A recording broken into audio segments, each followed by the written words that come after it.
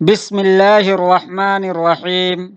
صحیح البخاری حدیث نمبر 7247۔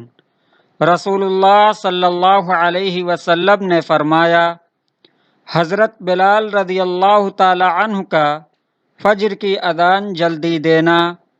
حضرت عبداللہ بن مسعود رضی اللہ تعالی عنہ روایت کرتے ہیں کہ رسول اللہ صلی اللہ علیہ وسلم نے فرمایا، کسی شخص کو حضرت بلال رضی اللہ تعالی عنہ کی اذان سحری کھانے سے نہ روکے، کیونکہ وہ صرف اس لیے اذان دیتے ہیں یا ندا دیتے ہیں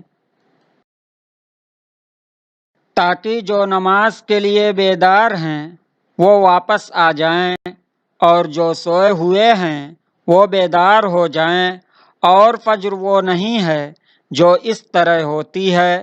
راویوں میں سے ایک راوی یحییٰ رحمۃ اللہ علیہ نے اس کے اظہار کے لیے اپنے دونوں ہاتھ ملائے اور کہا یہاں تک کہ وہ اس طرح ظاہر ہو جائے، اور اس کے اظہار کے لیے انہوں نے اپنی دونوں شہادت کی انگلیوں کو پھیلا کر بتلایا۔